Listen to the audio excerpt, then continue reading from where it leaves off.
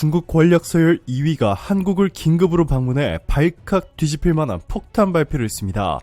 시진핑 중국 국가주석의 3년임을 포기하면 서열 2위가 당연히 새로운 중국 국가주석이 될 것이고, 그렇게 되면 한국과의 관계에 지각 변동이 생길 것이라는 것인데요.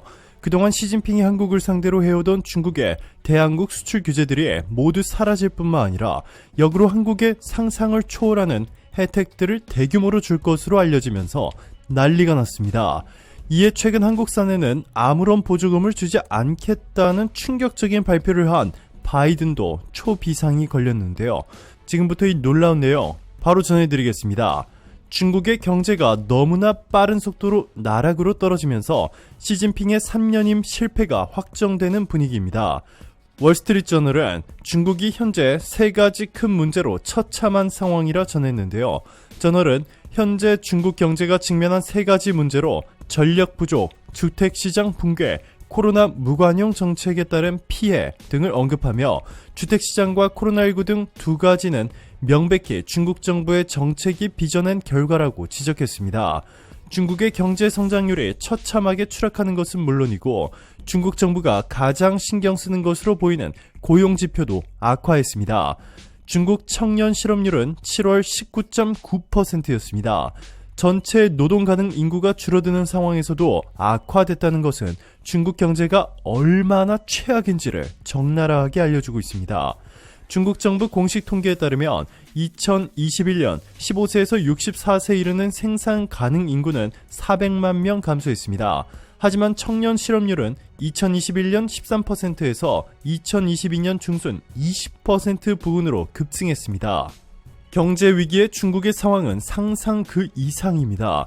최근 중국 전역에서 공사가 중단된 아파트가 급격하게 늘어나기 시작했고 입주민들도 은행의 담보대출금을 갚지 않겠다고 폭탄 선언을 한 상황입니다. 중국 은행들은 대출해준 돈을 받지 못하고 중국인들은 살 아파트가 없고 그야말로 최악의 상황인 것입니다. 이에 중국 전역에서 수천만 명이 넘는 사람들이 거리로 나와 이 대규모 시위를 펼치기 시작했는데요. 전문가들은 아주 조만간 중국에서 엄청난 변화가 생길 것이라 말하고 있습니다. 중국 최고의 정치 전문가라 불리는 홍콩 언론인 조니 라우는 이렇게 말했습니다. 경제, 사회적 불안, 반대파, 인민해방군 등 이 4가지가 중국을 지켜볼 때 가장 중요한 요소입니다. 각 요소가 개별적으로 문제를 일으키면 아무 상관이 없습니다. 그러나 이 4가지가 결합하면 큰 문제가 됩니다. 중국은 거시적 관점에서 봐야 합니다. 곧 엄청난 변화가 중국에서 벌어질 것입니다. 그러면서 그는 중국 경제는 계속 나빠지고 있는데 돈 나올 데가 없으면 사람들은 참지 않는다. 시 주석이 권력을 장악해도 경제는 마음대로 할 수 없다 라며 인구는 줄어드는데 은퇴한 공무원, 퇴역군인들의 연금을 못 받으면 목소리를 낼 것이다.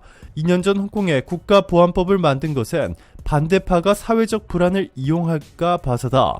지금까지는 시진핑 반대파가 모두 숨어 있었지만 중국이 경제 대위기를 맞이한 지금 이들이 수면 위로 올라왔다. 그 숫자는 상상을 초월한다 라고 말이죠. 이뿐만이 아닙니다. 라오 씨는 중국 내 쿠데타가 일어날 수 있다고도 전했는데요. 그는 특히 군은 매우 잘 조직돼 있고 단체 행동에 나설 수 있다. 지금은 시 주석이 군도 강력히 장악하고 있지만 군은 힘에 충성하는 것이고 힘은 돈에서 나온다. 그런데 시진핑 정부는 이미 돈줄이 완전히 막혀버렸다 전했습니다.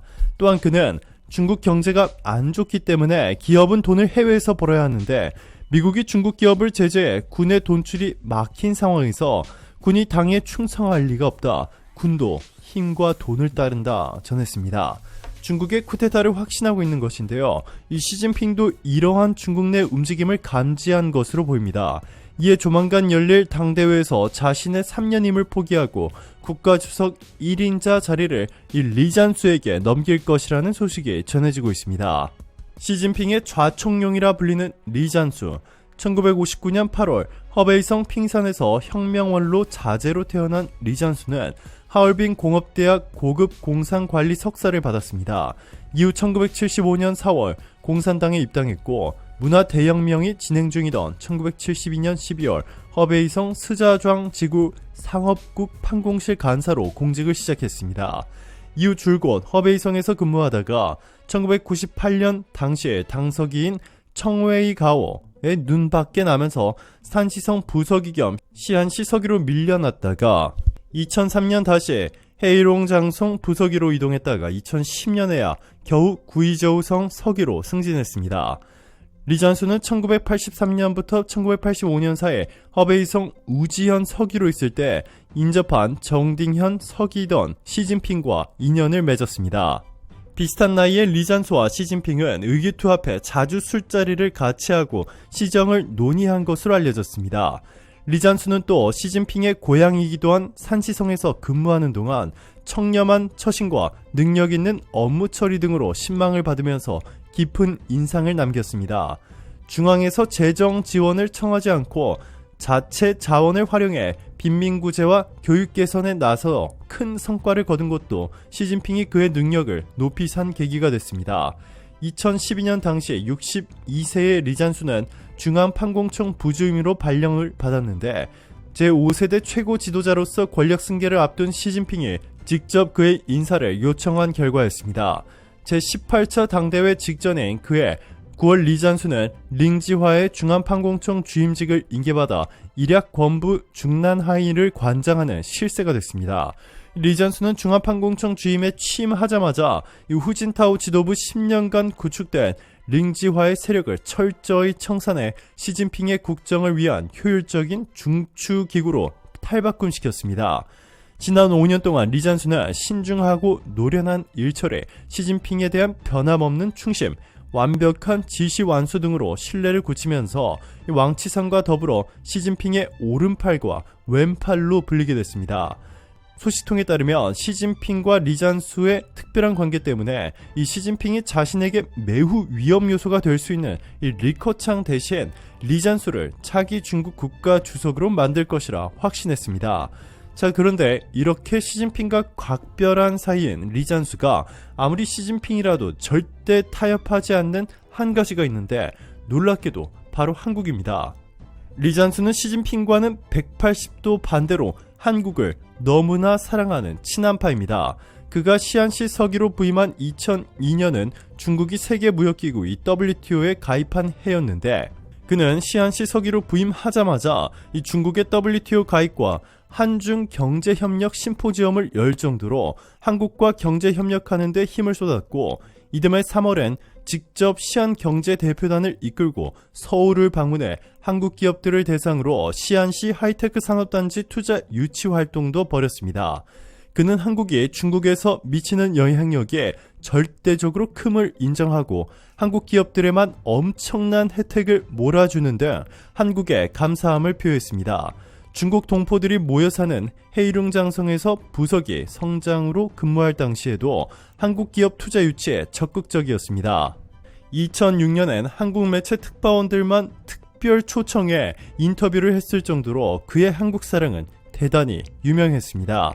당시 리잔수를 직접 인터뷰했던 최영규 현 뉴스핀 베이징 특파원은 리잔수는 한국 기업 투자 유치에 대한 기대가 컸다며 대장금 등 한국 TV 드라마를 좋아한다며 한류에도 깊은 관심을 보였다라고 회상했습니다. 중국 정치 전문가들은 리잔수를 격식에 구애받지 않는 소탈한 성격의 실용주의자라고 평가하고 있습니다. 중국의 피해가 더 큰 시진핑의 대한국 수출 규제를 모두 없애버리고 이전에 자신이 그랬던 것처럼 한국 기업의 가장 큰 혜택을 몰아줄 것이라 확신하는 이유입니다. 그리고 바로 어제 리잔수가 한국을 전격 방문했습니다. 2박 3일 일정으로 한국 정부뿐만 아니라 한국의 대기업들까지 모두 만나 긴밀한 회담을 갖고 있습니다. 더 놀라운 점은 리 상무위원장 홀로 한국을 방문한 것이 아니라 무려 66명의 대규모 수행단을 이끌고 온 점입니다. 이는 다른 국가를 방문할 때는 단 한 번도 보지 못한 이례적인 대규모 방문으로 마치 리잔수가 이미 새로운 중국의 1인자가 된 듯 보일 정도입니다. 대표단에는 양전우 전인대 상무위원회 비서장, 우이량 전인대 감찰 및 사법위원회 주임위원, 휘사오스 전인대 재정경제위원회 주임위원, 장예수희 전인대 외사위원회 주임위원 등 장관급 4명과 차관급 3명이 포함되어 있어 우리를 더욱 놀라게 했는데요. 해외 주요 외신들도 한국과 새로운 중국 1인자의 밀월 관계에 대해 집중 보도하기 시작했습니다. 특히 바이든 행정부가 엄청난 질투를 하기 시작했는데, 바이든 행정부는 지난달 미국 여당 서열 1위인 낸시 펠로시가 한국을 방문했을 때는 의전 인력이 아무도 나가지 않아 의전 홀대를 했는데, 중국의 새로운 1인자가 한국을 방문하니 이광재 국회 사무총장이 직접 공항에 영접에 나오는데 난리가 났다며 한국을 도발하고 있습니다. 그러면서 바이든은 제조업의 미래는 미국 것이라고 외쳐대며 한국이 강하게 항의하고 있음에도 전혀 사과하거나 한국 차별 정책을 바꿀 단 1의 가능성조차 없애버렸습니다. 오늘도 감사합니다. 최고로 멋진 하루 보내시길 바랄게요.